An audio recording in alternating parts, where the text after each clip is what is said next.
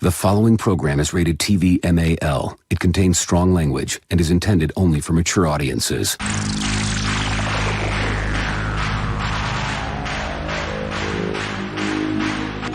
TBS, America's #1 independent television network, presents the following sports exclusive. You're listening to Basically a Sports Show. Follow us on Twitter at Basically Sports. Subscribe to our podcast on iTunes. And check out every episode of the show at basicallysports.tumblr.com. Now here's your hosts, Zach, Greg, Mike. And this is Andy, and you're listening to Basically a Sports Show.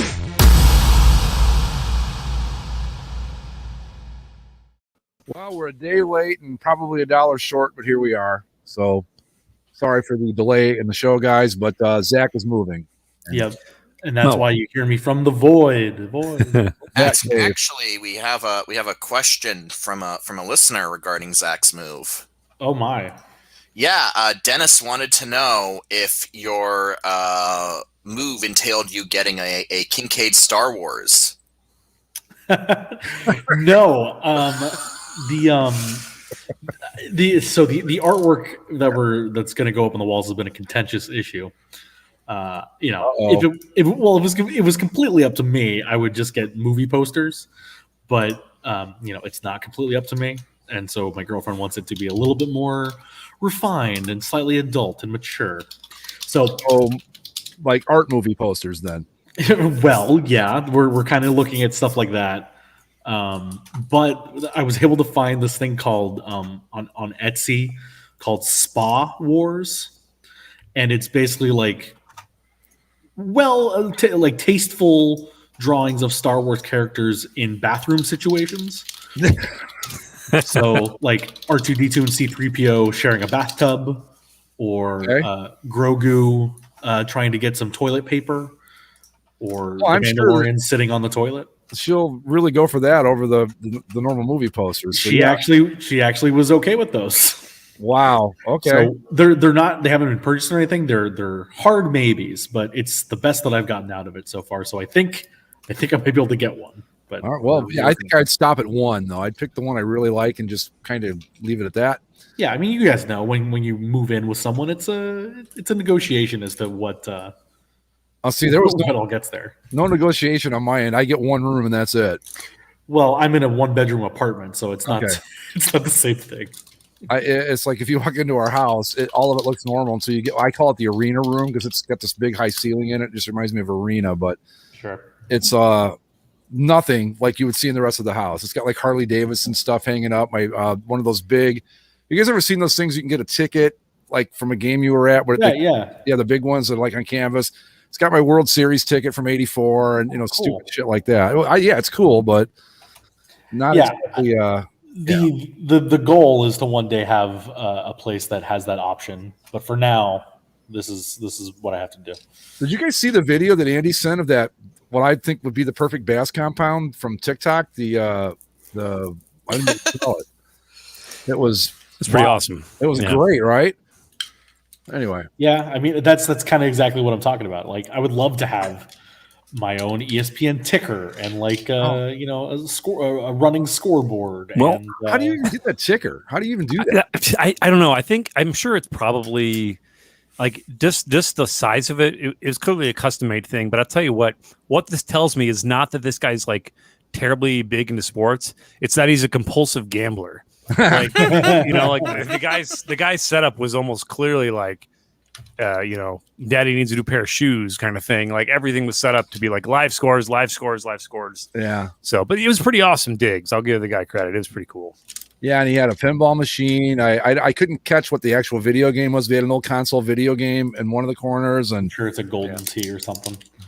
Ping pong table, a pool table. I was like, that's the bass compound in real life. That's what that would be. And we'd have the trophy case on the wall with all of our fake championships, but other than that, it was pretty close to the way I envisioned it. So, yeah. So, anyway, Andy, you want to do your thing here? We're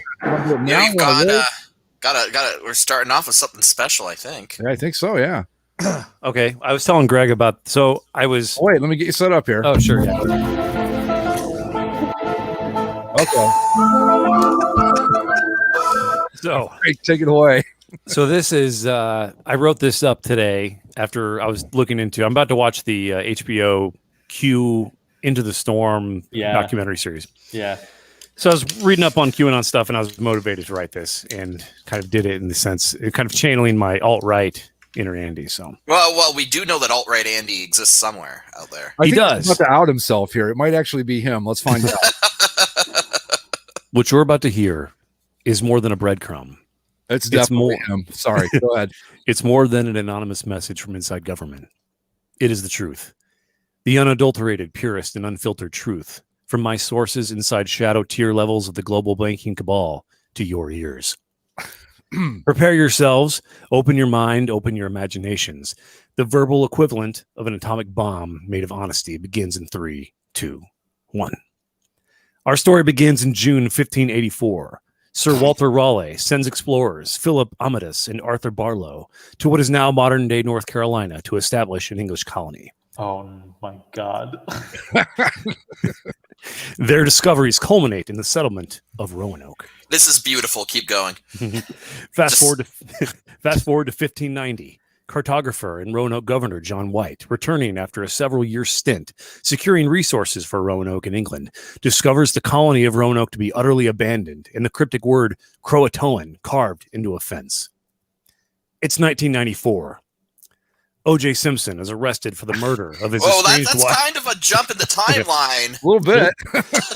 O.J.'s arrested for the murder of his estranged wife, Nicole Brown Simpson. The chaotic trial. 504 or 404 years. Go ahead. Stay with me here. He's found not guilty of the crime, despite overwhelming evidence to the contrary. And finally, we're now in January 2021. Thousands of furious Trump supporters storm the Capitol building, and QAnon and the Truthers movement has seemingly spun out of control. How do these tie together? What relevance do any of these things have to do with this supposed truth bomb? Is that even a question at this point? Oh, go ahead. Sorry. What's that? Is that even a question? I mean, fuck, it's obvious to me. Go ahead. We're now in Germany, 1940. Adolf Hitler has commissioned all of Europe's most demented minds to pursue the edges of scientific possibility, abandoning morals, ethics, and decency in order to best serve the Nazi regime's ultimate goal of world domination.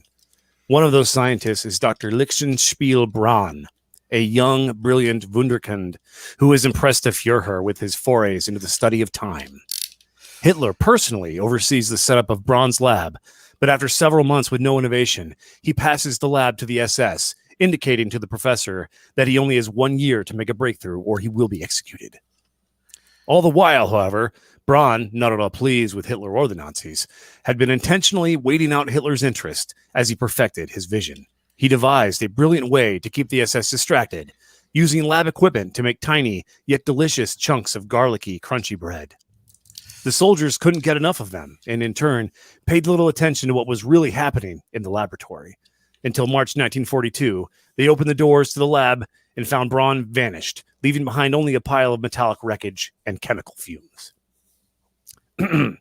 Hitler, furious that he had been duped, sicked his remaining scientists on discovering what had happened, and within weeks it was discovered that Braun had invented a means of time travel. Braun then awakens from a time machine wormhole to find himself aboard a foul-smelling and creaky wooden ship full of Europeans on their way to America to start a new life. Their destination turns out to be a swampy and poorly rationed township called Roanoke. Using what limited talents... Oh my God! Wait, we've seen this. Using what limited talents and supplies he had to offer for the time period, Braun begins to once again win favor in the community by baking his delicious garlicky bread cubes that served him so well in the early 1940s, and working with fellow German immigrant farmers who cultivated cabbage, or as they called it, Kraut, to popularize the first salads ever served in America. The garlicky bread chunks of Braun's invention were often sprinkled onto the cabbage salads, and thus were called croutons. Oh, God. While Braun is thriving in 1580s Roanoke, a furious Hitler in 1942 has successfully endeavored as scientists to cobble together the smoldering ruins of the time machine. He then dispatches a team of time troops, or Zeittruppen, to pursue Braun to the death. Stay with me here. The Zeittruppen emerge in 1589, several miles south of the Roanoke community.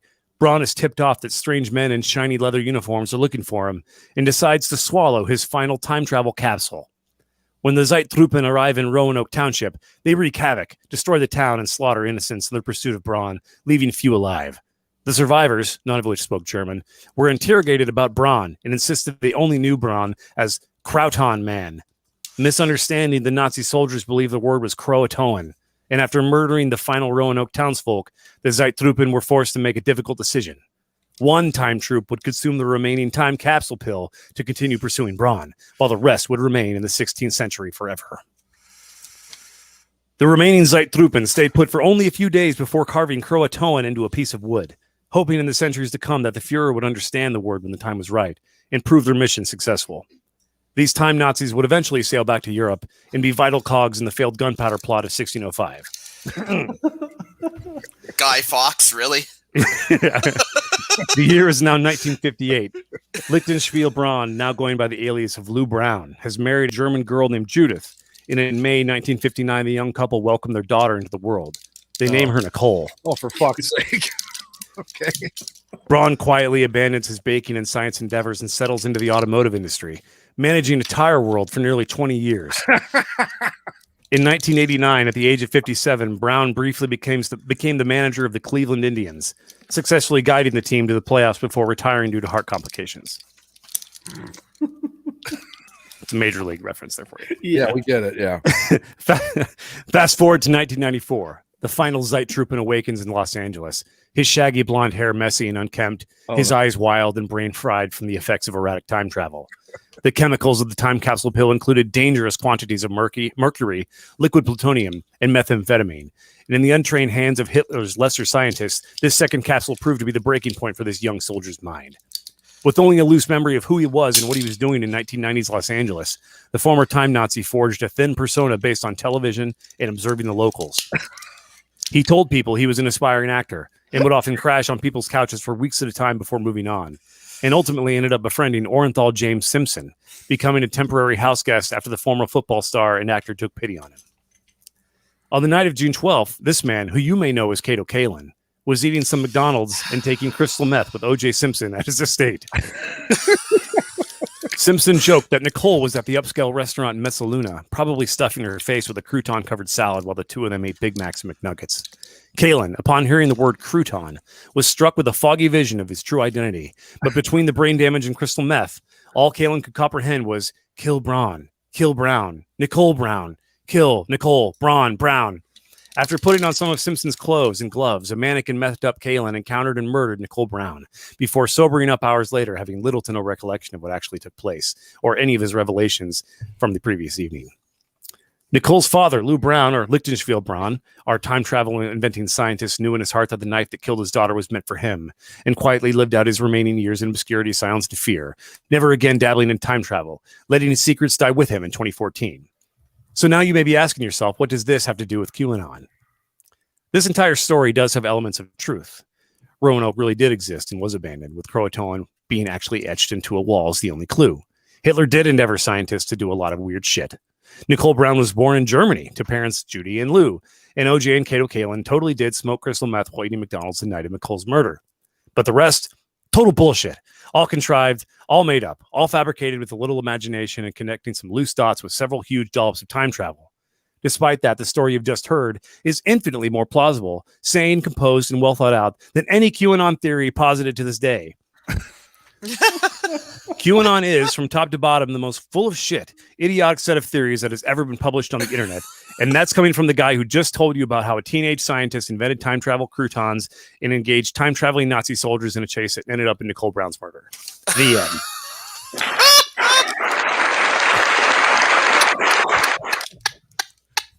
I was in on the whole thing. I was like, well, this is absolutely fucking true. Come on now. That is the greatest thing I've ever heard. If we had a post of the day, you would get it for that, but we don't. So you'll just have to.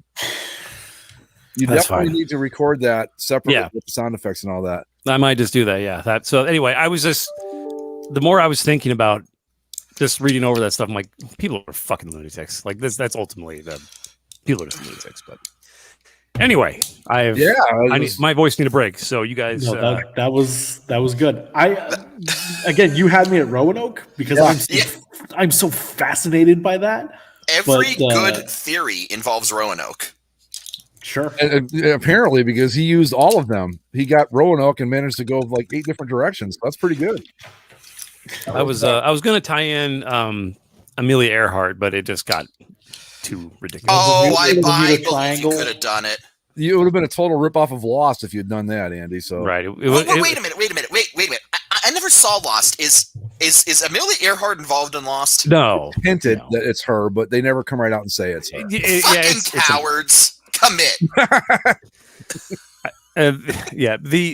So that was the thing with Roanoke, because I was just watching a pretty interesting little mini thing about it, is because it's they're essentially all the cool theories are just Nonsense. Yeah, they're not really plausible. Well, you want to know what the whole you want to know like legitimately what happened, and unfortunately, it is the most boring theory. But they just moved, right? They just went somewhere else. Okay. So the Croatoan, message that they found, for a while, people were like, for centuries actually, people were like, what could it mean? What could it mean? Not knowing it meant crouton, of course, but in actuality, in the 90s, I believe, someone figured out that they were referring to a nearby native tribe, and then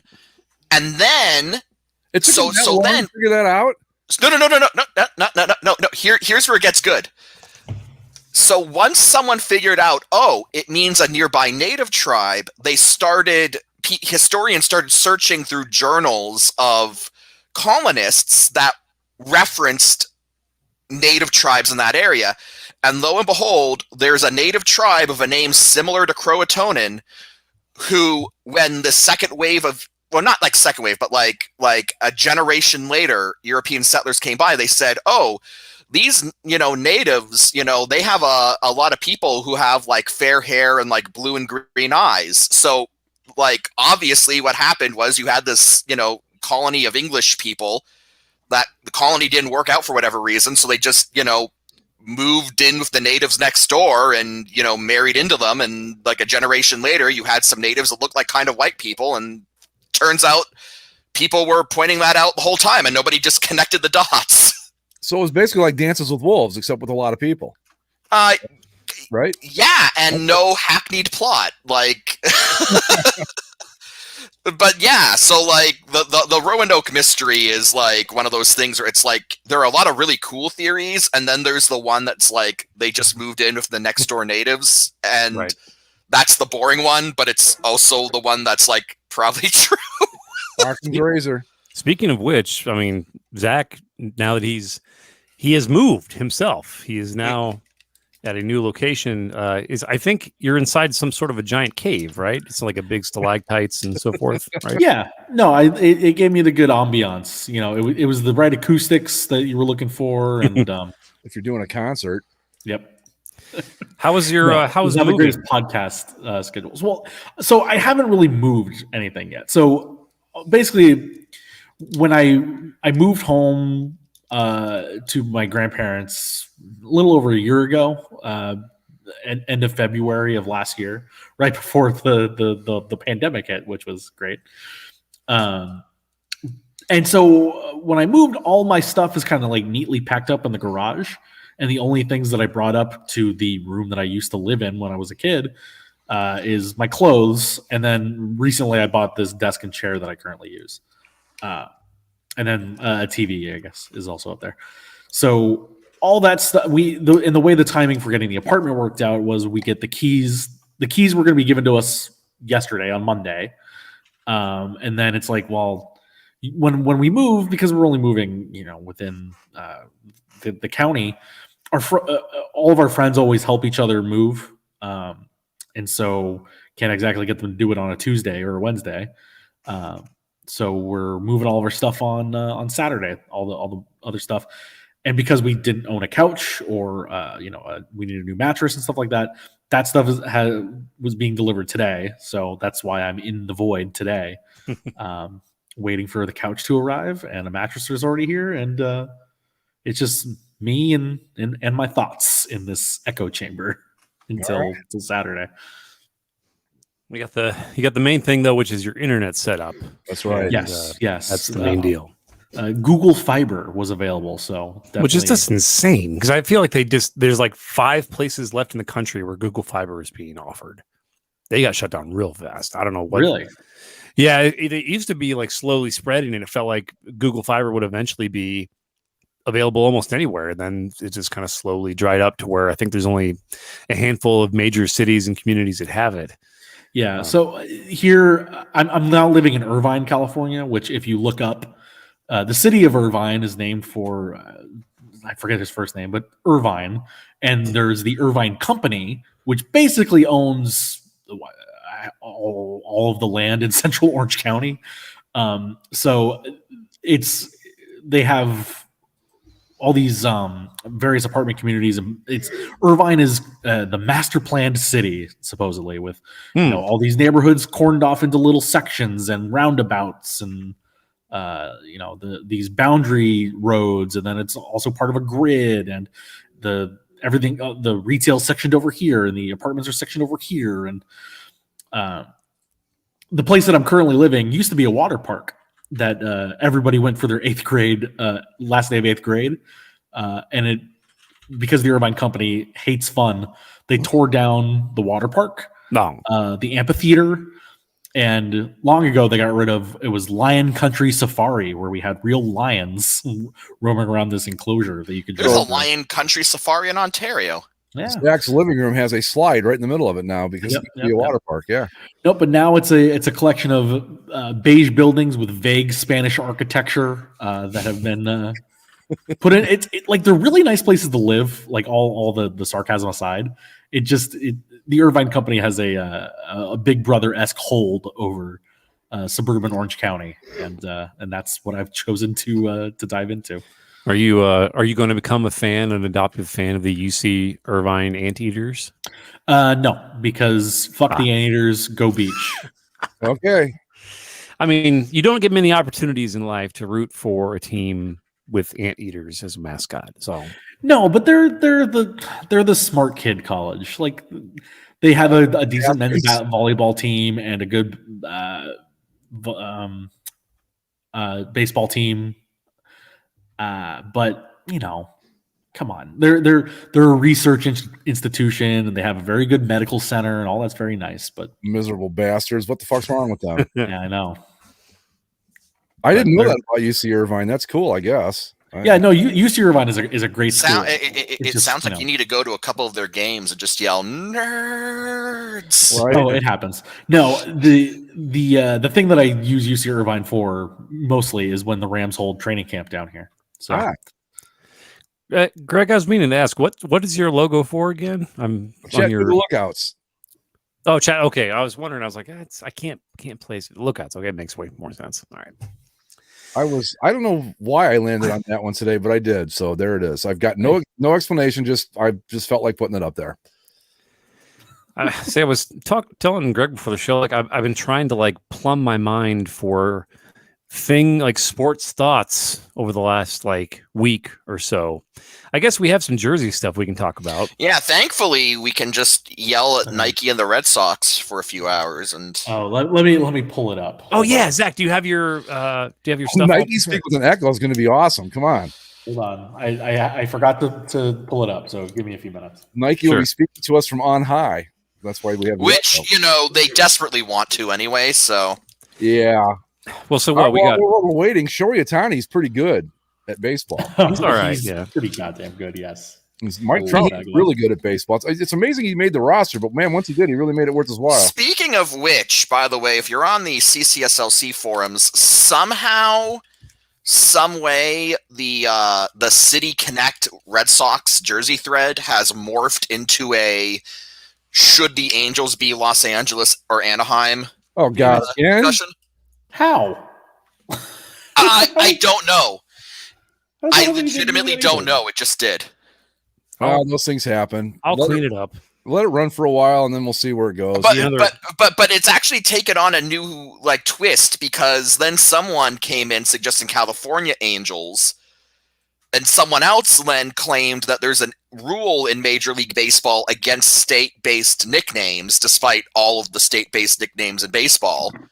Wow, that was is it like did you get grandfathered in maybe like the Texas? Well, Rangers, see, here's the Colorado, thing. So, Minnesota? like, the last 3 pages at least have been people trying to prove this rule exists and failing. So, if you can't do a Google search and find, I mean, on the MLB, I mean, it's the rules, major. I mean, Major League Baseball bylaws are not some super secret thing. You can look them That up we know online. that we know of. They may be very secret. Might be Andy probably left that part out of his actually true QAnon story there. You got to be careful crossing certain lines. Right. You don't want to get Major League Baseball involved. They will sue you. You've got a target on your back already for saying as much as you did. So Yeah, they hated him because he told the truth. So right. Since becoming a mod, I feel like in 2 weeks there's been there's a Ken Anderson thing which just went off the fucking rails. Who should be in the Hall of Fame, by the way. I never got to voice my opinion on that. Well, no, you can't, because there's a whole new thread now. Adults arguing about Ken Anderson. I think Andy locked it. Yeah, because it was just becoming stupid. But like, I was almost laughing to myself, like, Jesus, like if you've gone like 4 or 5 pages of just pissing about Ken Anderson, who gives a shit? I mean, I get it, but it's such a small potatoes thing to argue about. Because I'm a degenerate, I immediately thought of the wrestler Ken Anderson. Like, that's who I thought. Like, when I first, and then I was like, oh right, no, the Bengals guy. Okay. I honestly don't know if he should be in the Hall of Fame or not. I remember him being good, but I don't know. Like, is there a quarterback I could compare him to that's in the Hall of Fame? I can't think of one, so maybe he shouldn't be. I don't know, but he's a good player. I'll give him that. All pro, I think, a couple times. And we also need to discuss. We could do it maybe later on another show, even. So the NFL numbers thing. Oh, right, yeah. That's already because I think the Panthers released some numbers that they're going to wear, right? And it's already started. There's like a running back wearing or a receiver wearing like the number 4 or something weird. Cool, I love it. I don't know how to feel about it, man. Oh, Zach, you got it ready? Yeah, so I gotta say I'm a little disappointed in the presentation of all this because the Nike speak in the actual release is very limited. Where the majority of this Nike speak is going to come from is from interviews that the mothership did with senior creative director Will Green, where they really get into why they chose what they chose and how. So. To start it off, of course, we're talking about the new MLB City Connect uniform series, where the Boston Red Sox are the first team out of the gates, wearing a Patriots Day Boston Marathon inspired look of blue with a stenciled Boston across the front, a light blue hat with the traditional Red Sox B that is also light blue outlined in gold, which looks like a very good UCLA Bruins hat. Give me a break. Very good UCLA Bruins hat. Yeah. Well, yeah, that's the first thing that kind of strikes you looking at all of this is that there's no red in this. Right. There is blue, but it's the wrong shade. And a canary yellow. And like the hat is literally the Boston Red Sox B in sky blue and canary yellow, which the UCLA Bruins have used. So here's what the Nike speak in the press release reads as. Developed in partnership with MLB clubs, the Nike MLB City Connect series celebrates the bond between each team and its city. The uniform series explores the personality, values, and customs that make each community and their residents unique. Building on the rich heritage of each club, the City Connect series pushes the boundaries of the baseball uniform, designed to create new traditions and help grow the game of baseball. That's it? That's it. Well, what about go ahead. Sorry. Well, and I mean that's all the press release is quite short, all things considered. It then says which teams they're going to release, which the mothership has what order they're going to come out in. So first it was the Red Sox, next will be Miami, then the Chicago teams, the White Sox and Cubs, followed by the Diamondbacks, and then the Giants and Dodgers will round it out this year. Given the theme of these uniforms, I need to ask which Chicago team gets to use the Chicago flag motif, because that's like, oh, they'll both have it. They will. They'll do it. They'll announce it together. I don't know. I dare not speculate. But Zach, so I'll go ahead and share my screen again here. This is from Nike Diamond Twitter, which is their like baseball Twitter thing. Mm-hmm. It's a little bit of Nike speak in there. Right. I was going to get to that. Below, but so yeah, the only thing they list about the design itself is the Nike Boston Red Sox City. By the way, every time they reference it, it's the Nike Boston Red Sox City Connect jersey. Oh, rolls right off the tongue. Yeah. It's almost a Nippon Ham Fighters situation there. The Boston City Connect jersey, the first to be unveiled, is inspired by Patriots Day and the power of sports to unite Bostonians. Designed in collaboration with Nike, the jersey features Boston written in a unique stencil font across the chest. Is that a unique stencil font? I feel like that's a default font I have on my computer. Yeah, yep. I think we all have it. On the sleeve, there is a patch that is Boston's area code 617, designed to look like a racing bib of the Boston Marathon, which they run on Patriots Day. A blank space on the jock tag, which you can't see in the promotional photos. There's a little blank strip right above the jock tag. Yeah, that allows players and fans to write personalized messages. And somebody's at the door, so I'm getting my couch. Hold on. Okay. All right, well, I'm going to translate all that. Made about as much sense. Well, okay, so just to dig into that while Zach's getting a couch. The whole thing is just, well, I mean, the best way to go about it is to just say, you all know the NBA city uniforms, right? The city edition uniforms. Yeah. Well, Nike is bringing them to baseball, and we all thought we'd get at least a year reprieve, but no, they're here. I think you said it best in the thread, Mike. You said a lot, but basically it boiled down to the whole idea is dumb. The whole idea is dumb, yeah, because like I said a lot in that thread. Andrew Harrington said a lot in that thread. He's wrong, of course, because he is. Before I forget, can I mention my favorite thing that he said? Which was, I'm paraphrasing here, so bear with me, but it was essentially that if we can teach kids about the history of their city through baseball uniforms, wouldn't that be a good thing? Yeah, that was like, are you fucking kidding me with this? Come on. That was hilarious. That, first of all, if we use the NBA as a baseline, these jerseys will be cycled out in a year, 2 tops.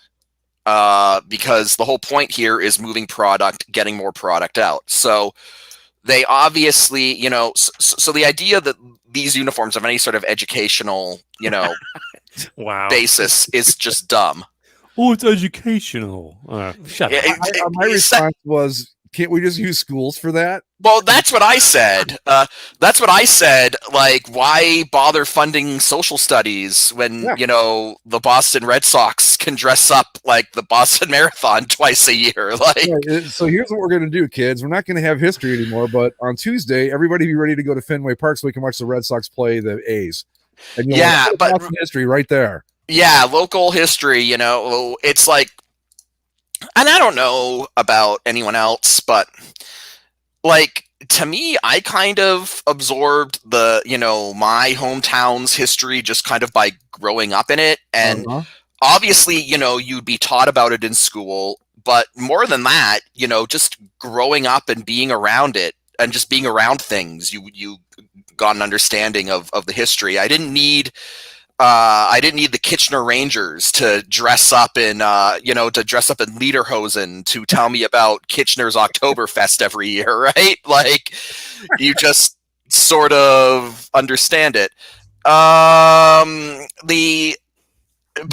big thing that I find egregious about all of this is that, the Boston Red Sox are one of the premier teams in Major League Baseball. As much as we hate them, they are one of the most historically significant teams in the sport.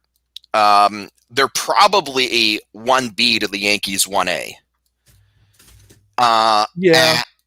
And like I find it like kind of like offensive as a fan who cares about both sports and history, and by extension sports history, that the Boston Red Sox are going to dress up in a uniform that has nothing to do with their identity. Like, it's bad enough when regular teams do this, but when like legacy teams that actually do have a significant history do it, it just comes off to me as just utterly insane.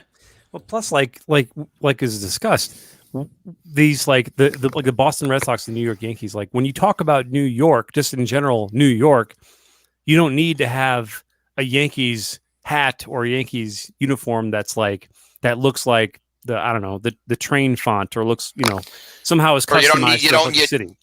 You don't need a Yankees uniform that's the color of the Italian flag to represent the Italian Americans, right? See, I think with the Yankees, I would argue that if you wanted to really look at the history of New York City, that might be the first place you look. In a broad picture, I mean, like if you just want to get an idea of New York, what's better than those pinstripes? Like to a degree, the New York Yankees pinstriped uniforms, their regular ass home uniforms, are pretty ingrained with the city's identity, and further, kind of further in on that, like the Detroit Tigers, right? Like that old English D is so ingrained. It's almost not. That's like not even. It is the Tigers logo, but it's almost become more than that. It's just that's just part of the fabric of Detroit, right? Is that old? So that when the Tigers eventually do one of these City Connect uniforms, that it's like some chromed out monstrosity that says Motown across the chest. Yeah, like that is not going to be nearly as representative of Detroit as just their standard home uniforms, that old English D. And I think the Red Sox are like legitimately on that level, because like I think that, Fenway is one of the oldest stadiums in baseball.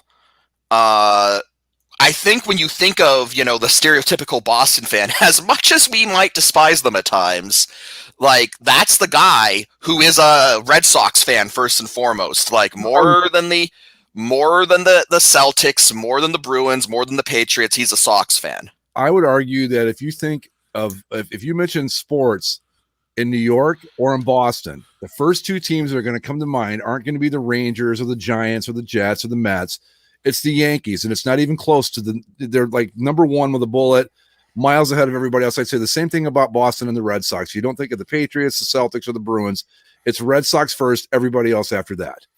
Yeah. And to mess with that, that's what I mean. To mess with that identity, like, okay, we're going to, no, Boston, if you want to show Boston history, leave them alone. My argument would be, it's very superfluous. It makes more sense because it feels like you're kind of trying to reimagine how it's like Nike's trying to reimagine how they would rebrand these teams if they had a fresh start or something, to where it's like, forget all this history shit. We're going to just do our own take on it. And while that is insulting enough and kind of just aggravating alone, again, we've seen this with the NBA to where uniforms now just mean nothing. They don't mean anything. Another thing to address a point in that thread, there are people standing for Nike in there going like, "Oh, all of you people claiming you won't know who's playing, you're being ridiculous." No, we're not.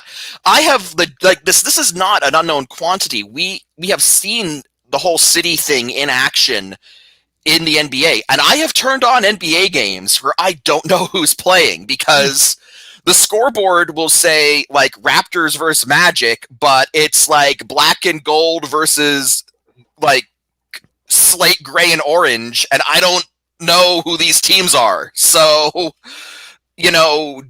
spare me the whole thing about, oh, you'll know who's playing. No, we already know that that uniform designation, that uniform colors mean nothing once this kind of program gets underway.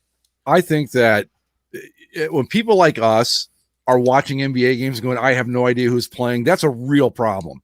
Because because we're the nerds who like obsess about this stuff. If people like us look at it and go, I have no idea who that is, what do you think the civilians are doing? Come on. Well, and I do it for fun now. I'll just flip on an NBA game really quick without looking at the score and go, can I figure out who this is? I got lucky the other night. The Blazers were playing somebody, and they had their normal uniforms. And I'm like, oh, it's the Blazers. But yeah, if we don't know, no one else knows either. That's the thing. It can be forgiven a little with the NBA because the NBA is always a more fashionable league. I feel like they're kind of ahead of the curve in a way with trying trends and trying to like I don't know. Nike can be a little bit more tolerated in that venue. With baseball, it only really works for a few teams, and otherwise it has to be like an overall. Like what was it they did? The player's choice or whatever, where like they all wound up. Plays, that's just kind of a dumb thing, but it's like we knew it was just kind of a one-off event, and nothing real special about it or anything. This feels like more like they're venturing into the waters of making the NBA theory of each team having 5 to 10 uniform variations, so that on any given day, your team, even if they're over 100 years old, is playing another team, and you might turn it on and be like, well, we spent the last century looking at the Red Sox wearing, red and navy, and now all of a sudden they're in blue and like light blue and gold. What the fuck happened here? Yeah, what I say to the regular fans that didn't bother reading the Nike press release that aren't us, they're going to show up at the game and go, "Why are the Red Sox wearing red jerseys in UCLA?" Well, that's another thing. That's another thing that I think needs to be mentioned. Right? Is that I feel, again, kind of going back to the Yankees, because I think that's like the most visceral example, but it also applies to the Red Sox. It's like if you go to New York and you get a chance to go to a Yankees game in New York, and then so you get there, you get your popcorn, you're sitting down, and then the Yankees come out wearing like Italian flag colored City Connect uniforms, if that's like my one trip that I'm ever going to take to Yankee Stadium, and they're not wearing the classic pinstripes, like I'm going to feel ripped off. Sure. Yeah. Because that's part of the experience. And then I feel the same thing kind of goes for Red Sox, arguably more so because Fenway is like the Fenway Park. Yankee Stadium's been changed a couple times, but like the Red Sox still play in the capital T Fenway Park. So, the idea of like I'm gonna go to Fenway, I'm gonna see a Red Sox game at Fenway Park. Like you want them to look like the Red Sox when you do that. Yeah, I think with the same thing with like the Cubs or the Dodgers, Giants, any of the the legacy teams. Yeah, I don't want to go. Like if I want to go to Wrigley Field, I don't want to go watch the Cubs roll out in City of Chicago flag jerseys. That's not what I'm there for. I want to see them as the Chicago Cubs. Or if I see the Yankees, I want to see the New York Yankees. I don't want to see a fucking softball team. And that's the same with the Red Sox. It's just, I think that, like Andy said, you can get away with this a little bit more in basketball. I don't think this is going to fly in baseball very well. I mean, maybe it will because young kids won't care, but old guys like me are going to be like, this is bullshit. This is total bullshit. I could be wrong.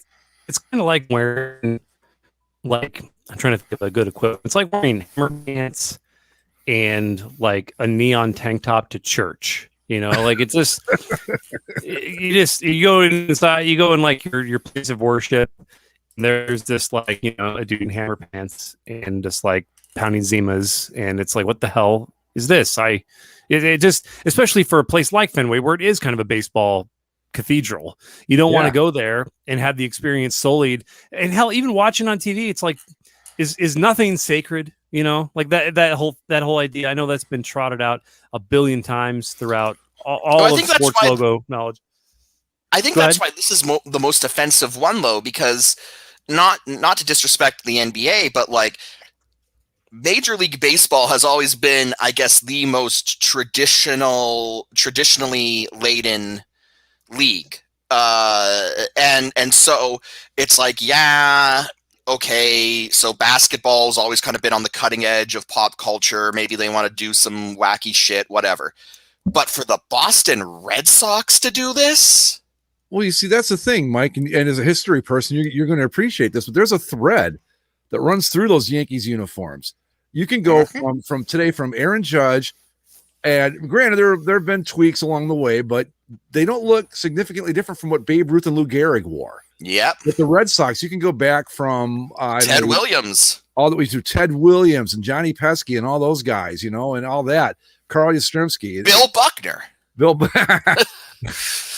God bless him. But yeah, and I understand. I get the argument too, like, oh, it's just tradition. You're just being, but some things. Sometimes tradition is not so bad, and sometimes it's something that you need to respect, and history you need to respect, and not well, I think with teams like the Yankees or the Red Sox, there's something really powerful where it's like generations of fans have come and gone, rooting for a team that looks essentially the same as the team their parents and grandparents rooted for. Right. And I think that's where is nothing sacred comes in. Like if the Boston Red Sox can do this, then there are no more holy cows anymore, right? Like you can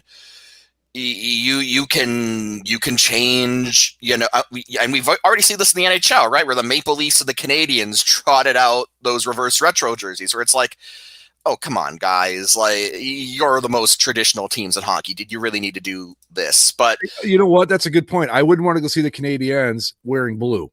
No. Well, I want those red jerseys. But sometimes. But again, go ahead, Andy. I'll just mention with your point with the NHL reverse retro. That's again that all fell into reverse retro theme. It was almost like the turn forward the clock series or whatever. It's a one-off thing that is essentially just full. But this feels, because Nike feels like this is like going to be an annual thing now, to where every year they're just going to get more and more alternate jerseys. Well, there are people going like, oh, well, I guess I'm okay with this if they only do it once or twice a year. They're not going to do it once or twice a year. Come on now. No, you're going to get to the point where if you go to a Red Sox game, there's going to be a 1 in 5 chance they're wearing the right uniform. That's where we're headed with this, I think. Look at basketball, because that's what's going to happen. If I go see the Lakers, I don't want to see them wearing some stupid like black pinstripe thing. I want the purple or I want the gold. That's it. But I'm an old guy, so maybe it's just me. But so if Zach currently getting a couch, I'm going to read the next bit of Nike speak. Okay. Because this is them explaining why they're only doing a limited number of teams this year, and they're staggering the release instead of releasing the whole league at once. Just to torture us, right? And quote, we decided to stagger the release of the jerseys with a limited amount instead of doing the whole league at one time. This way, we can truly let teams celebrate the stories they'll be unveiling. Oh, you know what? Fuck them all the way to hell and back. Celebrate stories. The stories of the Yankees and the Red Sox are the Yankees and the Red Sox, not some fucking marathon that they run. Look, no disrespect to the Boston Marathon, but come on. Well, as I said, all well and good, Boston Marathon, whatever. But they're not the City of Boston baseball team. They're not the Boston Marathons. They're the Boston Red Sox. Yeah. And the Boston Marathon has plenty of its own history. It doesn't need the Red Sox to get the word out. I think everybody knows about the Boston Marathon, and not just for the bombing a few years back, but because it's an annual tradition. What do they call it? Well, it was Patriots Day, right? Where they have the Red Sox player, one or the other. I don't remember what the order is, but yeah. Did anybody not know about that before these stupid fucking jerseys and hats? Come on. And apparently this is all great because we can use Nike promotional uniforms to teach the kids about local history. I'm sorry, but if your kid's that fucking stupid, there's no hope for him anyway, so don't bother. I'm sorry, but that's the way it is. Okay. Oh, so here's where we can't blame Nike entirely because the Red Sox were complicit in this. Reading down. Quote, we wanted to do something bold and different, Boston Red Sox CMO Adam Grossman told sportslogos.net. We thought this presented an opportunity to do something that we had never done before. We talked to Nike early. We raised our hand when they announced the deal with baseball and said, we want to partner with you. We want to do something completely different. We love our history. We love our connection to the city, but we're also willing to do something bold and in a very different direction. Okay. I'm never one for the slippery slope fallacy because it doesn't mean if A happens that eventually M's going to happen because A happened.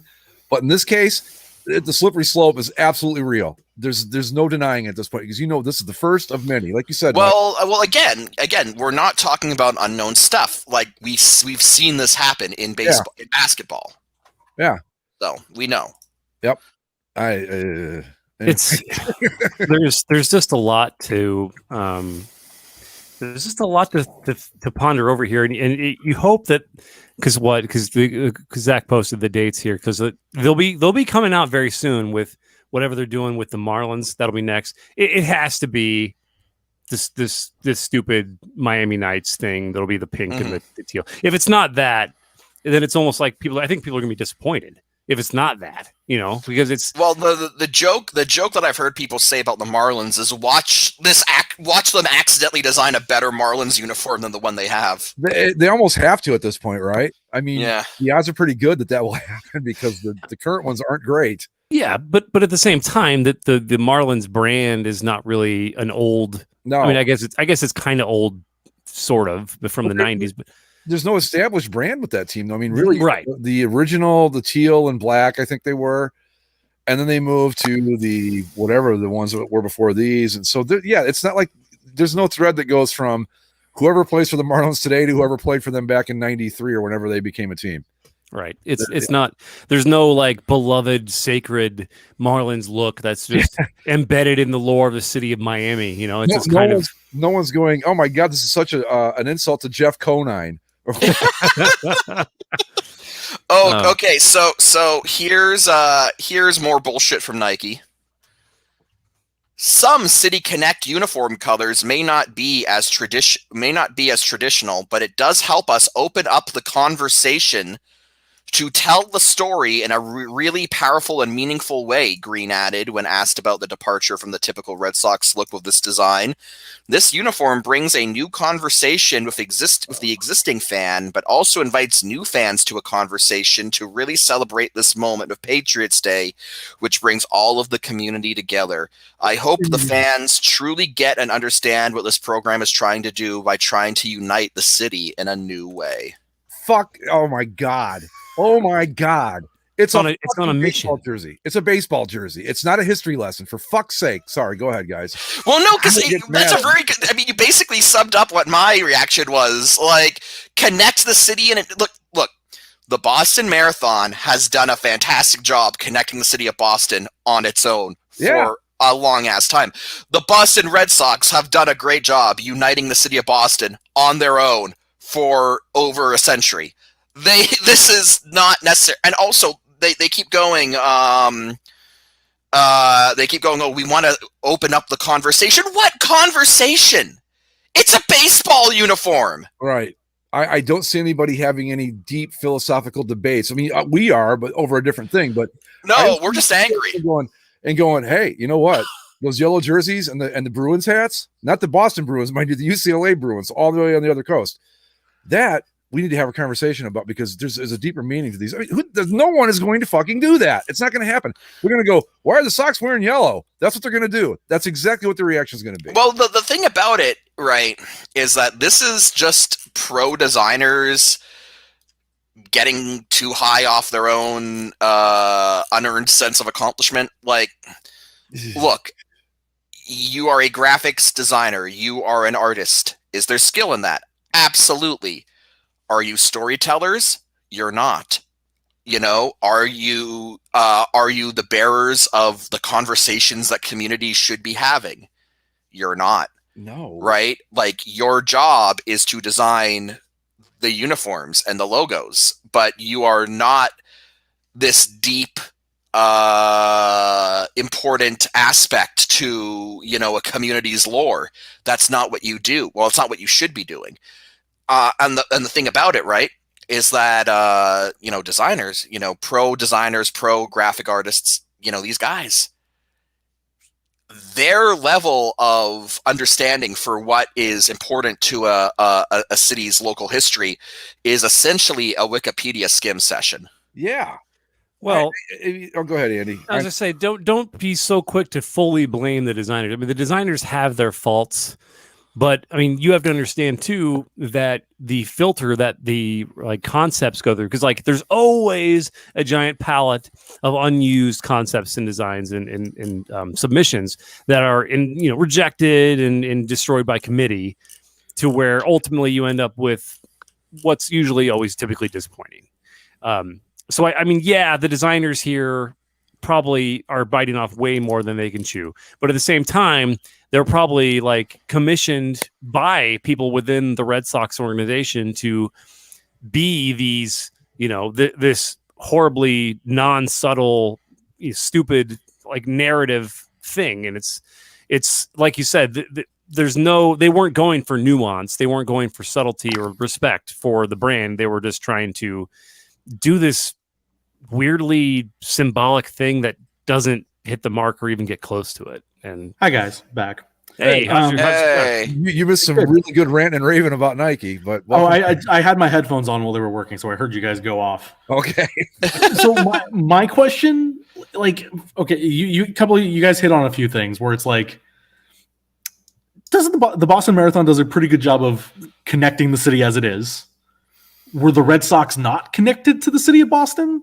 Was the city of Boston not united around the Red Sox of all things? That's what we were saying. Is like, if you think of Boston sports, I'm sorry, right. Bruins, Patriots, and Celtics, but the Red Sox are by far and away the first team that come to mind. Right, and yeah, but I think from an actual design standpoint, I think the race bib patch on the arm is actually kind of nice. I like how they were able to be creative by putting in the thin line of stitching to be like a safety pin. Kind of looks interesting. But from an actual design perspective, what does the Boston stencil have to do with anything? I thought that they explained the stencil as like it was something that was on the municipal, something about their.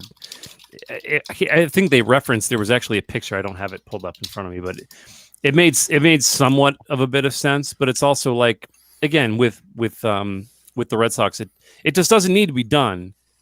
And I hope that we have the Cubs, with the White Sox, the Diamondbacks. What are you going to do with the Diamondbacks? They're Arizona, something with the flag. But it can't all be flag. You can't just keep going to the flag. They got to try harder than that. Then instead of it being the teal or purple or the red and black, maybe they find some sort of different deserty combination that hasn't been done. Maybe that's got nothing to do with Phoenix. Sure it does. Well, I mean, not really. I mean, the sand. I mean, it's built on top. Phoenix is a desert. Yeah, it's a monument to man's what was it? Arrogance. Arrogance. Yeah. I mean, I having lived in the city of Phoenix, besides desert and cacti. I was just going to say cactus next, but yeah, I can't think of anything in particular that's there. I mean, again, it's desert, cacti, and then the Arizona state flag. Those are like your main things. Maybe the actual Phoenix bird, like a fiery phoenix of some sort. But again, they're the Arizona Diamondbacks, not the Phoenix Diamondbacks. So, well, I can't posit this. We already talked about the Chicago thing. It seems like it's going to be just one of them that will take the low hanging fruit of the flag. But it just feels like the worst possible option, especially for the White Sox, because the White Sox have some interesting throwbacks, especially the ones from like the 80s with the shorts and stuff that they could channel. But instead, you're just kind of going to throw another 4-star thing. And there's a million fashion caps out for all this crap too that already exist and have for years. Like there's totally a Diamondbacks cap with the Arizona flag tied into it somehow. I'm convinced that we're going to see like the White Sox are going to be wearing like black jerseys with the powder blue stripes and the 4 red stars, and then like it's going to be the exact same for the Cubs, only instead of a black background, it's going to be a white background. Well, that's original. Well, I mean, that's the low hanging fruit, right? Yeah, you're exactly right. It's you know what? You know what the Giants and Dodgers should do for theirs? Not a fucking thing. Well, yes. That aside, no, just to piss everyone off, they should switch colors and wear them against each other. I think you just gave Dennis a heart attack. Yeah, Dennis mentioned in the comments that it's from the stencils from the marathon's finish line. So, I mean, okay, but like again, you could put that same stencil font on like a gray jersey and say, "Oh, it's a tribute to the Navy," right? Like, I don't know. I think if you're going to do a City Connect thing for Boston, I understand like this commitment to the Patriots Day thing. And I assume they'll wear that on Patriots Day, and that's fine, whatever. When is that? Isn't it's in April? like the 15th or something, right? It's soon. It's soon, right? Yeah, yeah. It's coming up. When I look at that, I don't think of the city of Boston, and I'm not from Boston. None of us are. I don't think we have any listeners from Boston, even. But like. Besides the word Boston on the chest, nothing about that screams like, oh yeah, that tells me all I need to know about the city of Boston. Hell, they're the Red Sox. You could have made it something about like the Red Coats or something Revolutionary War or Boston Massacre. Who knows? They should just have like the Departed. Just go full on. Have Jack Nicholson and Leonardo DiCaprio their faces on the cap. Yeah. And just like the word fuck everywhere around it. I can do you one better than that. We'll take, what was it, Mark Wahlberg that did the movie Patriot Day? Is that him? Sure, yeah. There you go. Let's just make it completely meta here. Just throw that. Come on. I don't know. Like, would the word mark just say fucking Boston? Like, would that be fucking Boston? Boston. The Boston fucking Red Sox. You know, I think Nike finally broke us on this one, guys.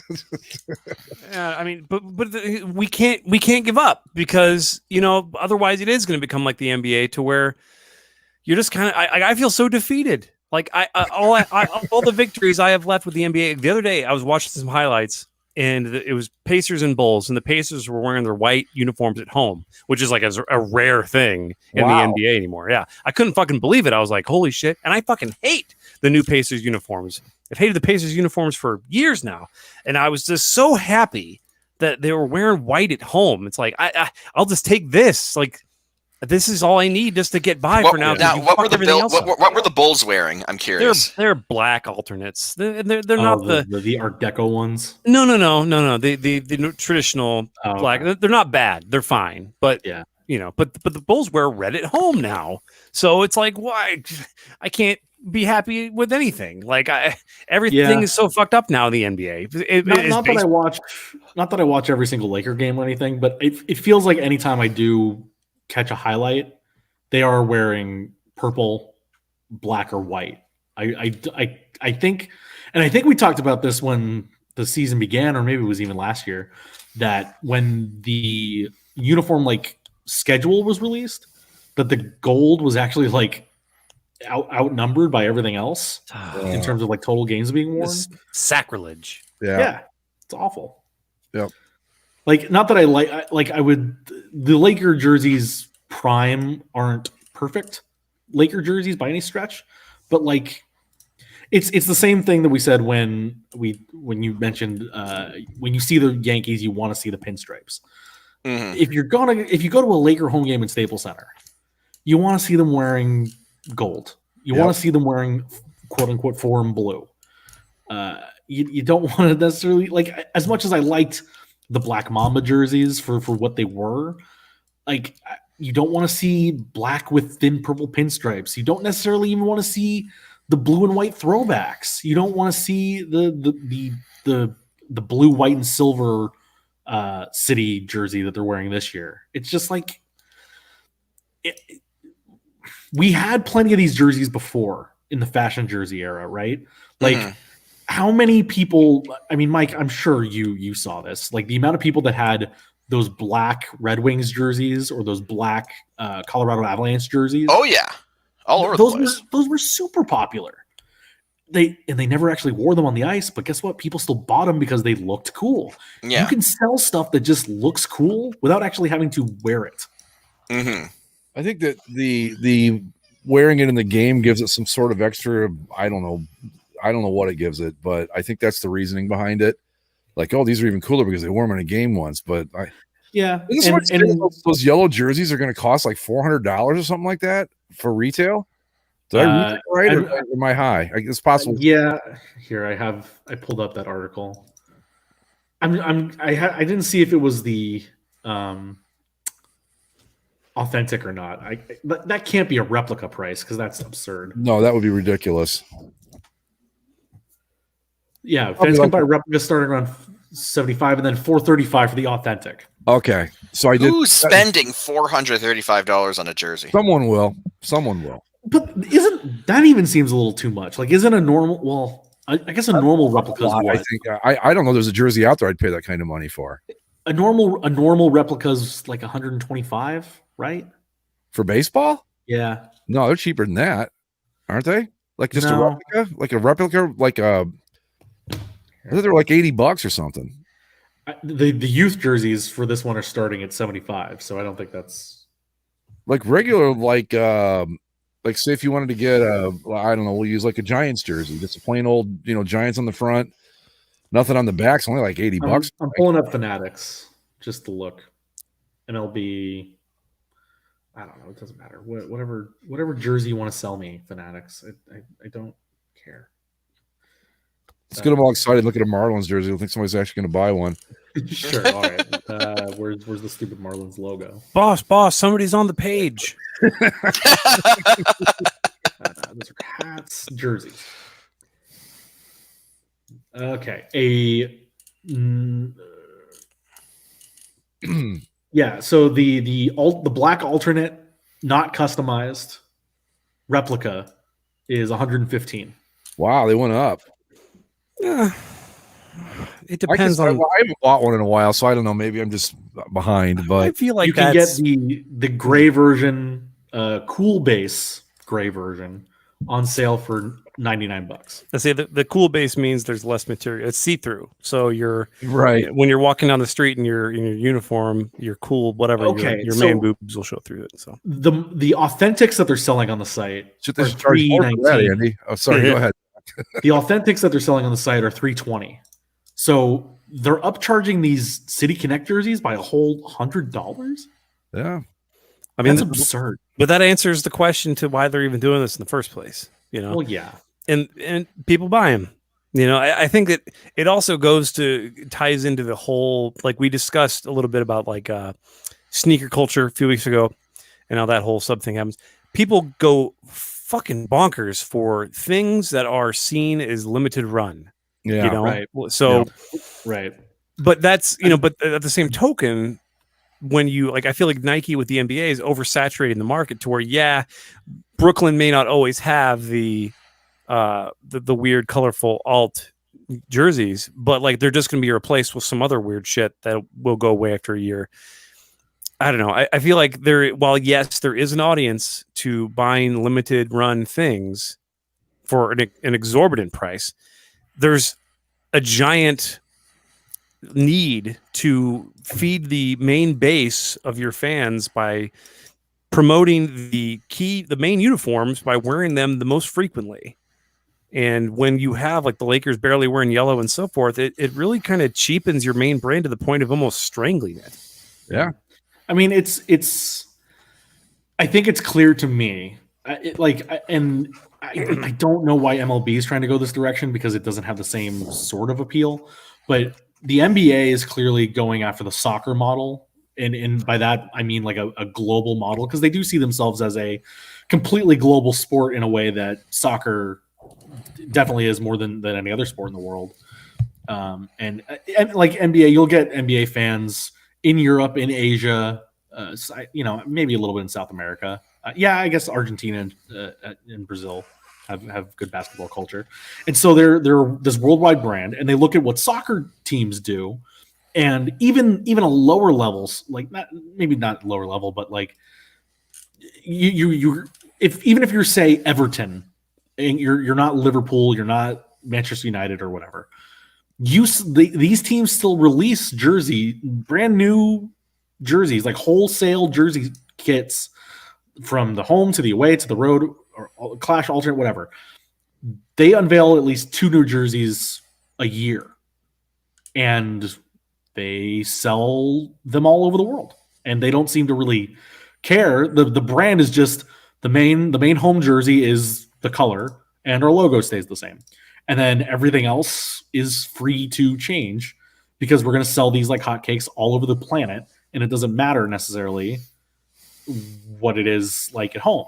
And I think that's what you're seeing with the NBA, trying to do the same thing where they're just pumping out jerseys all the time because they know that there's a global audience to buy their merchandise. Major League Baseball is trying to sell this as like, well, we're really appealing to the people at the home base and such. They're going to charge the people in the home base $100 more for something that doesn't look like the team that they root for. So that the MLB one seems just completely, for lack of a better pun, off base, whereas the NBA seems like a slam dunk. If you wow, look at the writers in this point, right? Yeah, it's, I don't know. The whole thing aggravates me. Best I can tell you. Yeah, I mean, really, when it comes to baseball, it's pretty difficult to tell, like, oh, what team's playing today? Like you said with the NBA, Greg. Yeah. But I like the only time baseball has that problem is when, you know, two teams accidentally both wear navy blue alternates on the same day. Like the Twins and the I don't know, Astros. Or like the Cardinals and the Reds, or the Twins. There's somebody the Twins plays. I can't believe I can't think of this, but it's like they look exactly alike. Yeah. Like if you're not paying really close attention. Oh, well, like the Indians on occasion would be like, wow, they look exactly the same. Right. But like at the very least, the road team is going to be in dark pants, whether that's gray or sand or light blue, I guess. And then the home team is going to be wearing white pants, and you can kind of always figure it out. Speaking of, I'm going to change the subject here because I've been meaning to ask Mike about this. Are you going to go see the Jays play in Dunedin while they're there? Yeah, probably. Okay, just wondering. I was watching the Angels play them the other night. I'm like, I've been to that stadium. I'm like, that would be cool to see Major League Baseball. I mean, I've seen it there, but I mean, real, like it counts Major League Baseball, where I'm not watching number 94 play in the third inning. I gotta say that was odd. Watching the Angels play like a real spring, or I guess a Major League Baseball game. Yeah, in a spring training game in a facility that they don't actually play in normally, right? It's in Florida. But it was kind of fun when they're like, "Oh, Mike Trout hit that ball out of the park," and then they looked it up. Oh, he actually hit it into an elementary school. Oh my god! But yeah. So I just wondered if you were going to go see them because it was that's kind of a haul for you though, from Tampa all the way to Dunedin. A little bit. I don't know where you're at in Tampa, but Ybor City, right? Yeah. Yeah. So it's not too bad if you get on 75 and go across. And all that, so you'd be all right. Yeah, it could be a fun little. Yeah, you're just gonna be ready to pay major league prices as opposed to what you normally pay. Well, you know, and unlike normal Jays games, Mike, you'd have to sit outside. Yeah. So. Hey, well, you can sit outside at Jays games, but you know it's Toronto, so the weather's nice. That's true. Right, it's always beautiful up there in April, just like it is in Ohio.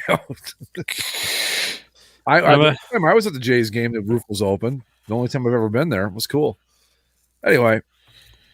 I just wanted to mention, I know that Mike Trout is one of the greatest living players of our time, if not the best player alive presently.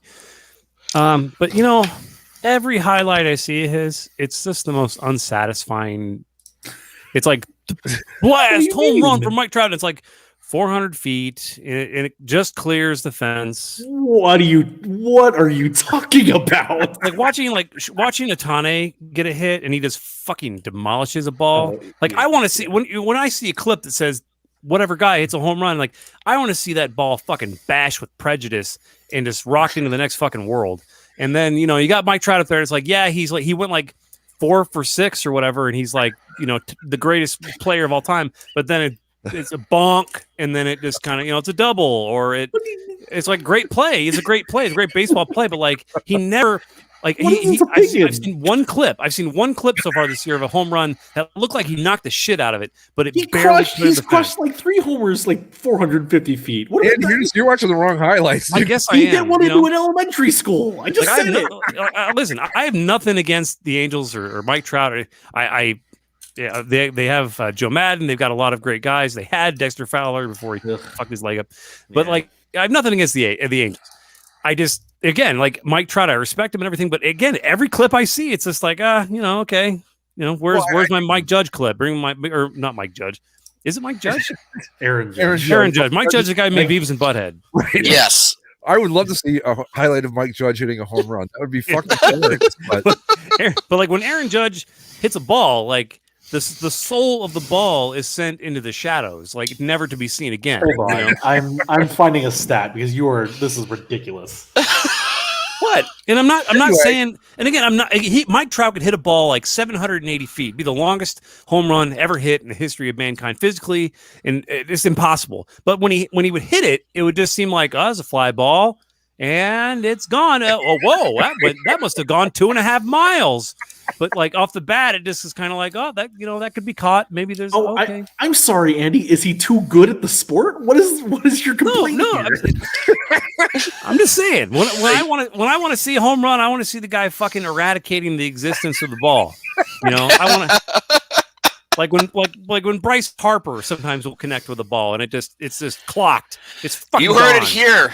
Basically a sports show from Andy. Bryce Howard better than No. I didn't say better. Bryce Harper better than Mike Trout. I didn't say better. I think Zach. What is he too good at the game for you? This is awesome, man. What is? I'm just so confused. I see Mike Trout hit every home run, and he seems to hit them pretty goddamn hard. But I don't know. I'm just saying, like if I had to choose between going to a Mozart concert or a Metallica concert, I'm going to go see fucking Metallica. Absolutely. A bunch of assholes. But they know how to fucking rock. Whereas Mozart, it's like you're a brilliant musician, brilliant mind, like incredible thing, like perhaps the greatest artistic musical mind to ever live. And yet, I want to see the band that fucking rocks. Give me Jose Canseco taking batting practice in the 80s and 90s over Mike Trout hitting 3 doubles a game. I think I've broken Zach. Andy, he has 5. How many home runs does he have? He has he has 4 home runs this season. Let me ask everyone. He has 13 hits and 4 of them were home runs. What do you want from the man? I'm not saying the guy has Mike Trout ever done an epic bat flip? No, because he respects the game. There's some Cardinals. Okay. Mike Trout's OPS this season is 1396. Okay, so why don't you just become a Cardinals fan already? Mike Trout's OPS is 1394. Yeah, but he's not doing it, or he's doing it the right way, so nobody notices. You see, it's 300 points higher than his career average. What? Man, if I had to choose between going to watch Jackson Pollock make a painting and some guy or like a cheap circus where they stab one another with swords or something, like I'm going to go see the one where people are more likely to get hurt. Take me to the demo derby over watching Jackson Pollock make a masterpiece. Like Mike Trout, he could not strike out for the remainder of his career. He could put up the greatest numbers. I respect the shit out of Mike Trout. I acknowledge that he is one of the best to ever play. But when he connects with a ball, I need to feel it in my fucking heart. And a lot of times when he hits the ball, it's just kind of like, that's a good knock. That's a good hit. I want to like wince when I hear a ball getting hit by a bat. I want to go. And he wants to see some dingers. His exit velocity is in the top 7% of the league this season. Even Ohtani, when he had a double the other night that was 120 miles an hour off the bat. But yeah, he fucking crushed it. He blasted the fuck out of that thing, and it's like that's. I want to see that shit. Mike Trout's bloop, derp, there's another double. I'm gonna go watch the Eagles. I am fucking dying. I'm like crying over that. Do you understand where I'm coming from, though? I want to be entertained. Yeah. I'm sorry that you're unimpressed by Mickey Mantle. What is? I don't. I have no response. I'm unimpressed by the best player in baseball. Yeah, give me Babe Ruth's drunk fat ass hitting a home run 500 feet, smoking a cigar and fucking a whore in the dugout before I watch Mickey Mantle. You know, Mike Trout put up the best launch angle of his career last year. He's only getting more impressive. His home runs are going higher and farther. I don't know what you want from him. Nothing. I don't want anything from him. I want him to just hit the ball harder.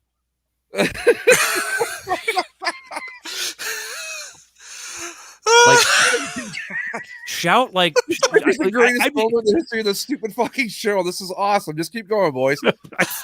I'm not sitting here saying Mike Trout is not like one of the best ever play. I've literally said verbatim, I think he's one of the best to ever play the game.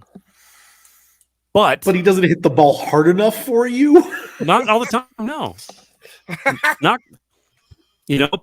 Put on a fucking show, please. I think what Andy wants is for Mike Trout, when he gets up and he really hits a homer, he wants to feel Andy the sensation of the ball just being warped by time and space off that bat. Obliterated. This is from the MLB Statcast, stuff. Like the various spreadsheets that people have. Exciting. Oh, spreadsheets. Oh, you. No. Stop it. He's in the top 7% in average exit velocity this season. He's in the top 6% in maximum exit velocity this season. And he's in the top 9% of hardest hit balls percentage. How can you want to be hit harder? You want to be in the top 1? He's got to pass the eye test. Send me some highlights. Send me a compilation of like Mike Trout beats the shit out of a baseball, and maybe I'll change my mind. I don't know, but I'm just saying, for years now, every time I see a highlight on the baseball subreddit, Mike Trout, hits a whatever home run or hits a whatever game-winning double, I'm like, oh, cool, I'll check it out, and it's kind of a hit, and is this, then Aaron Judge or whoever just blasts the fuck out of a ball, and I just feel it in my fucking bones. I never do with Mike Trout. I want to, I have nothing against Mike Trout. I'm not like out to hate him. It's not like he's you realize that or something. A week ago today, he hit a 464-foot home run. Yeah, but he didn't do it with any pizzazz, I think is what he said. Let me look at it here. I have the clip. Okay. Right. While we're Zach, I'll never question your devotion to baseball ever again after this. Just the way you were reading. I've queued up some Mike Trout home run highlights on my end. Okay, I've got his. This is the the 464 foot home run. Okay, like a mammoth home run by all accounts. Yeah, it went 10 rows up. All right, I'll go ahead and share my screen here. All right, here we go. Playing the piece of shit Astros, who we can all collectively say are shit, and I hate them. Yeah. So here we go, 2-2 count, man on second. So let's take a look. Oh, I don't know, man. But that's like a golf swing. Yeah, but he hit the shit. You're mad at him for hitting low pitches now? Oh, wait. So hold on. He crushed a low pitch, 464 feet. But it looks like he's teeing off on the front nine. Like he hits I think I get like where there's a sense of it's too leisurely. Like it's like, oh, nice little hit, and it's gone. Yes, Mike Trout's incredible skill comes way look at that casual jog to first base. Like, cool. God, what a dick! He's just so good at the sport that he just can't. Can't show effort. You want to know who didn't have a casual jog around the bases? Joe Carter, 93. Just saying. No, he was pretty excited about all that. You know who put a lot of effort into his home runs? Kirk Gibson. Literally put everything he had into that ball. Can this show be called? Can this episode be titled "Adults Arguing About Mike Trout"? Sure. Yeah. So here's the thing. So here's a clip from the other day of Jock Peterson, who sucks. He's mediocre to bad. Oh, now we're gonna get Dennis all pissed off. This is great. I mean, he might be in on this. He's fine. He's been. This is like his only hit as a Cub, but he's like 1 for 24 or something. He's kind of he's trash. With the Cubs now. Never mind then. Here's a home run he hit the other day, and I mean he just knocks the shit out of it. Fuck you! And he shouts at the catcher like, "You suck my dick!" And he's running to first base, knocks it deep into the fucking bleachers. Like you can tell he got all that shit. Pow! Fuck you! Yeah. Okay. Okay. So he pimped after a game-tying home run in the 8th. Where when Mike Trout hits a 464-yard pitch in the first inning, no big deal. Like, go find Jared Walsh's walk-off for the Angels the other day, where he just like dropped the bat and walked. And this is Jared Walsh of all people. Like from the other day, I don't see it. It was against the White Sox on Sunday Night Baseball. Okay, let's see. You want to know? I just want to point out how amazing it is that we're getting this passionate about baseball. Like. Yeah, it's great, isn't it? Yeah. I mean, like, I just can't. I'm not trying Mike to be Trout is. Every time I watch Mike Trout, I'm impressed by what he does, and yet Andy, it's like a nice leisurely, bop. Boop. Let me put it. Maybe I can put some historical perspective on this. Hank Aaron was, to this day in my book, still the all-time home run king and one of the greatest power hitters ever. Oh, yeah, because Barry Bonds cheated, so. Exactly. So, but Hank Aaron hit 756 home runs, I think. 55, I remember. 55, I think. Anyway, beside the point. But Reggie Jackson, who hit like 200 home runs less, was way more fun to watch to hit a home run than Hank Aaron was. Maybe that's what Andy's saying. Like, Reggie hit one and it was fucking hit, you know? Yeah. I think it's all about like coming off the bat, and that's the thing about like when people say Mike Trout and Lou Gehrig, it makes sense because Lou Gehrig essentially perfected the swing of the baseball bat, and like what Trout is doing now hasn't really been seen since then, to where it's so easy for him that it almost ceases to be impressive in a sense, Whereas you have some muscle-headed buffoon up there who swings a battle axe and happens to knock the piss out of a ball, like. And then showboats all the way down to first. Like, yeah, sure. No, it's more. And again, I'm going to say it. I'll say it once. I'll say it again. Mike Trout is awesome. He's a fucking living legend of the game, and I respect the shit out of him. But I wish he would just have a little more piss and vinegar when he knocks the fuck out of one. Like, embellish a little bit. Like after I've been so spoiled after the Bautista hit a few ago when he fucking cranks that ball and the crowd just goes ape shit against the Rangers. And he throws the fucking bat at the Rangers because they fucking deserved it. Greatest bat flip of all time. No oh yeah, one of the great moments in baseball history was that fucking hit, and I feel like that to me most would be like the standard as far as like clock a ball, you like relish at it, like have that like I don't really give a fuck if you just hit the ball real hard and then okay yeah number 4. Enjoy the game, man. Have fun. I don't know. I'm just kind of tripping off. Dennis mentioned it. He likes to talk about the weather. Well, I think that parties. I don't know. I like Mike Trout is a very bad like interview because he's always just like good win for us and we played real hard. He would have been he'd make a great hockey player, honestly. Yeah, right? Honestly, his like in Anaheim, you have two of the worst interviewers that are both like the best players on their team in Mike Trout and John Gibson. Mm-hmm. And I would put Mike Trout as a worse interview than John Gibson. Oh, wow. Saying something. That's not good. Hey, speaking of interviews and stuff, I know Matt Vasgersian's calling Angel games now. Who is the other guy? Is that Rex Darren Sutton?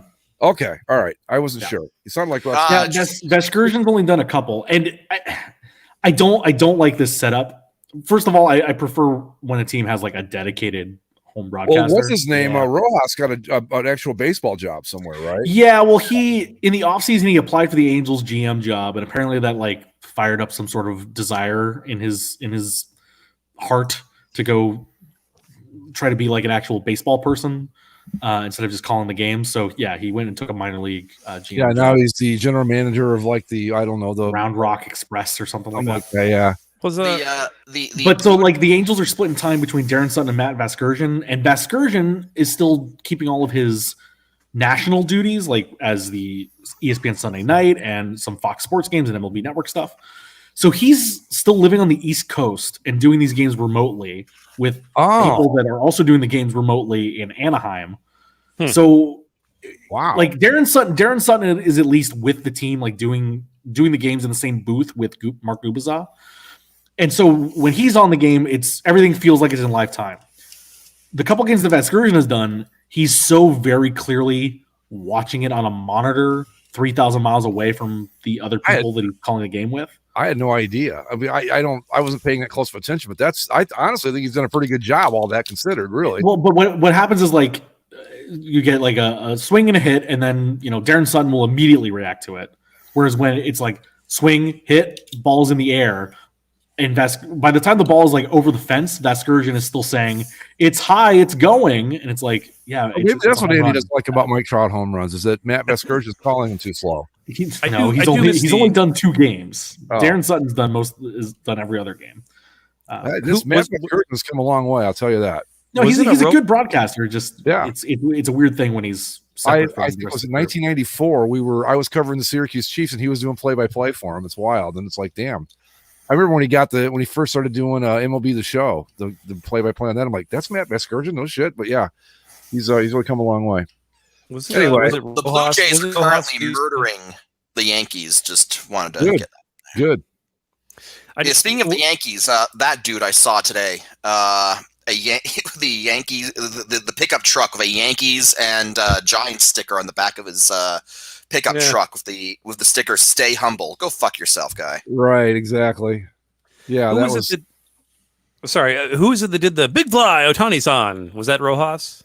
That was Rojas. Yeah, I missed that because then I think Vasgersian does sayonara, and it's just like fucking stupid. Like, I was going to say, like, speaking of the Yankees and Blue Jays, I think I get what Andy's saying. Like, that home run on opening day that, what's his name, Teoscar Hernandez hit? Yeah. Was fucking like, oh, my God, And maybe we're just used to Mike Trout because I don't, like, it's like, well, there's Mike Trout doing his thing. And believe me, Zach, I'm not knocking him at all. Yeah. But, he does, but you get used to it, I think, is what I'm saying. Sure. And I guess between the two, like, when you mention Ohtani's home runs, like, the one he hit against the White Sox on that Sunday night game, maybe that has something to do with like ESPN's mics and how they're piping in the sound a little bit, but like the way it just sounds coming off the bat, you're just like, holy shit. Yeah, yeah. I mean, I get it, but yeah, he that was one where like he warped the time space continuum when he hit the ball. It was Jesus. It was he threw 100-mile-an-hour strikeouts in the first inning and then hit a 450-foot homer at the bottom of the inning.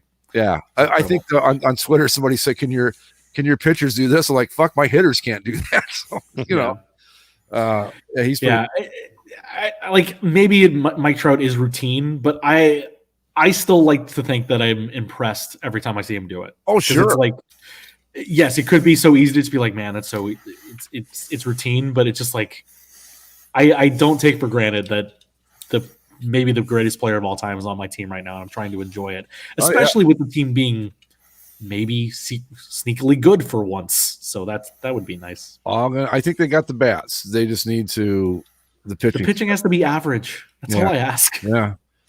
Average. Yeah, anyway, just not bad. Where are we at on time? So the results from do we have the final set for the GTOV yet? Yes, we have a championship match for the glorious tournament of victory. Ring the gong. Oh, let me get the gong here. Hold on a second. I gotta. Oh, but while Greg does that, just a brief mention. The Mothership ran a news story about how in the '90s the Dodgers almost went to purple. That would have been fucking awful. What? You didn't see that? Yeah, it's in the latest podcast. Yeah, it's on the latest Unified podcast. Oh, I don't even want to. I'm like, I think even thinking about that makes it possible, and I just can't do it. I'm sorry. In the '90s, the Dodgers considered switching out blue for purple. So. Oh my God! Thank God they didn't. Anyway, we ready? Yeah, gong it up. It's been a long, hard road. We have reached the championship round of the glorious tournament of victory. Your final 4 matchups were Walmart Turkey Fucker on Twitter versus Thunder Bay Ram, and Windows Update taking on the Legend of Cocaine Bear. So I'm still afraid for the Ram. I don't know. I don't know how he fares. Cocaine Rams, Thunder Bay Ram for a brighter tomorrow. Well, we had one very close match and one not so close match for our championship participants here. Yeah, I think I know where this is going. And it breaks my heart to say this, but after a neck and neck, no pun intended, match between Thunder Bay Ram and Walmart Turkey Fucker on Twitter, the Walmart Turkey Fucker, which I'm really kind of disappointed by, takes the win with a 13-12 final score by one vote. Really? I was surprised because I left the voting open and it was tied. And I'm like, well, fuck, this is like a nightmare. We can't have this, not with these two. And I left it open for a little bit longer. And about 3 hours later, we got a final vote. And I'm like, okay, let me see what happened. And I was like, oh, I was really pulling for the Ram. I got to be honest, but not to be. It's all right. My my wife would definitely have preferred the Ram have won. She's well. You don't want an engraved trophy with Walmart Turkey Fucker in your house. It's just like she's want to hear it, like and she's like, "Are you almost done with the stupid terms? I don't want you to keep. I'm just grossed out. You guys talking about this horrible turkey fucking thing." And so on to the championship. He's made it barely. Thunder Bay Ram had a really great run, and I am really honestly disappointed that because I thought in the end, GTOV voters, as far as fucked up things as they do, generally go with the animals most of the time. And I thought, well, that's where the Ram will reign victorious. But nope, didn't work out.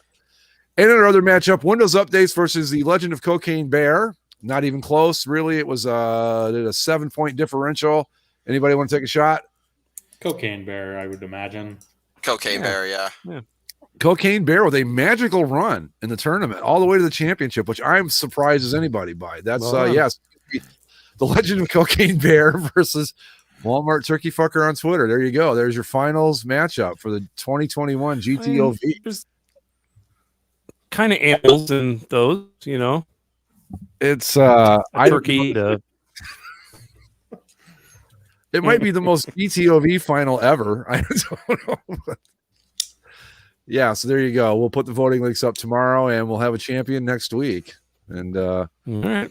I think we just need to pour one out for the poor old Ram. He really made a run, and I did got out. Agreed. He gave Turkey Fucker a run for his money. That's right. But I think from the beginning of the tournament, everybody thought that it was basically Turkey Fuckers to lose, and we'll see. If I don't see how Cocaine Bear beats it, I really don't. But we'll see what happens. So. Yeah, that'll be the results should be interesting. I mean, I again, I'm not proud. It's just kind of is what it is, and we'll see what happens. Well, you know what they say: Sundays, fun days. Sunday fun days. That's right. we have to start really weighing if we do want to do another draft. What the hell it'll be about? I just don't know. Did we ever do a pop draft? A soda draft? No. Yeah, that could be fun. With the first overall pick, I choose the actual name of soda, not pop, as the whatever draft. Listen. So really trying to think. So who's out? Who was? I think we should do TV and movie characters, one or the other, or combination of both. TV or movie characters? Yeah, one or the other or both. Either way, yeah. But I think that's really open ended. I mean, we got to narrow it down a little bit from there. Okay. Again, you got to kind of you want to curate it enough to make it like funneled, but you don't want to, like with that's why it's always easy to do, food or soda or whatever. Something to think about. We need to get some. I don't know. Maybe we could do a logos draft or something. I mean, it's. But we'd have to limit it by like sports logos or. Or brands of some kind. I mean, I feel like that'd be. Oh, that might be fun too. Yeah, I'd have to think about. We'd have to narrow it down to a certain, genre or something, or theme. But I think that'd be kind of fun. Yeah, I got nothing else, guys. I'm boys is fucking the exhausted. baseball thing. There's really nowhere to go. Honestly. Did we ever talk about Space Jam 2? Save it for next week. Yeah, we got time before it comes out. Yeah, there's stuff to be said. And I mean, and again, if you have HBO now or Max, rather, you don't have to go to theater to see it. You can Welcome watch to it. the jam. I don't know. Yeah, that merits more time. I want to give that a good. Well, next week on Basically a Sports Show, we talk about Space Jam 2: War Machine's Revenge. And, all right, that makes it interesting. Well, it's Don Cheadle, right? Oh, right, yeah. What was I going to say? Did you? Speaking of this, is again, I'm going to like completely off the board here. But Mike, did you see that that Optimus Prime the toy? The toy? Oh yeah, the $700 Optimus Prime that transforms by itself. Yeah, pretty cool. I thought. Yeah, that looks pretty bitchin', but it's also $700. So. Right. You know what I'm thinking? I'm like, I've got a voice controlled R2D2 sitting right next to me that didn't cost me a dime, so I'm happy.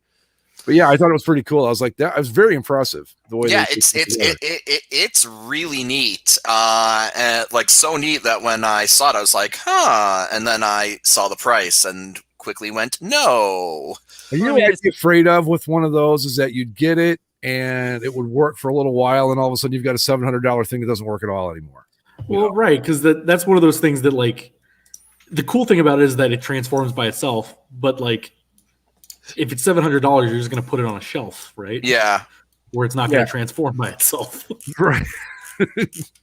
Anyway. Although, I don't know. It could be fun to freak the dog out. Oh, yeah. Yeah.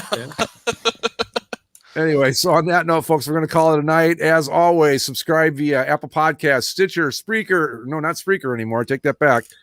YouTube and wherever fine podcasting is sold. Follow us on Twitter at Basically Sports. And I guess that's it. We'll see you. Well, I got to vamp again because I forgot the goddamn end of the show. We'll see you next time. So we'll see you by the time Mike Trout's home run lands.